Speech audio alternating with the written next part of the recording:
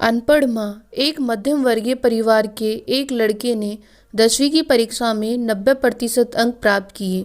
पिता ने जब मार्कशीट देखकर खुशी खुशी अपनी पत्नी को कहा, सुनो, आज खीर या मीठा दलिया बना लो, स्कूल की परीक्षा में हमारे लाडले को 90% अंक मिले हैं। माँ किचन से दौड़ती हुई आई और बोली, सच, मुझे भी दिखाइए मेरे बच्चे की कामयाबी की पर्ची।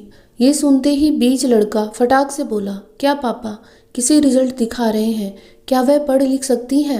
वह तो अनपढ़ है। अश्रुपूर्ण आंखों को पल्लू से पोंछती हुई माँ चुपचाप दलिया बनाने चली गई। लेकिन ये बात पिता ने सुनी भी और देखी भी।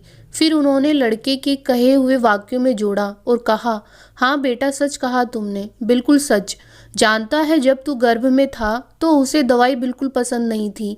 तेरी माँ ने तुझे स्वस्थ बनाने के लिए हर दिन 9 महीने तक दवाई खाई, क्योंकि तेरी माँ तो अनपढ़ थी ना। तुझे सुबह 7 बजे स्कूल जाना होता था, इसलिए वह सुबह 5 बजे उठकर तुम्हारा मनपसंद नाश्ता और डिब्बा बनाती थी। जानता है क्यों? क्योंकि वह अनपढ़ थी ना, इसलिए। जब तुम रात को पढ़ते पढ़ते सो जाते थे और वह आकर तुम्हारी कॉपी व किताब बस्ते में भरकर फिर तुम्हारे शरीर पर ओढ़नी से ढक देती थी और उसके बाद ही सोती थी। जानते हो क्यों? क्योंकि अनपढ़ थी ना, इसलिए। बचपन में तुम ज्यादातर बीमार रहते थे, तब वो रात रात भर जागकर सुबह जल्दी उठती थी और काम पर लग जाती थी। जानते हो क्यों? क्योंकि वो अनपढ़ थी ना, इसलिए।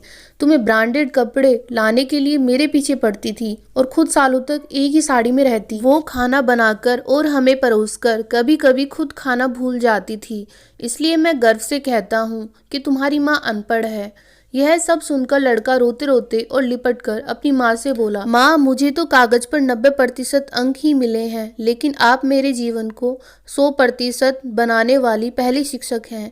माँ, मुझे आज 90% अंक मिले हैं, फिर भी मैं अशिक्षित हूँ। और आपके पास PhD के ऊपर की उच्च डिग्री है, क्योंकि आज मैंने अपनी माँ के अंदर छुपे रूप में डॉक्टर, शिक्षक, वकील, ड्रेस डिजाइनर, बेस्ट कुक, इन सभी के दर्शन कर लिए।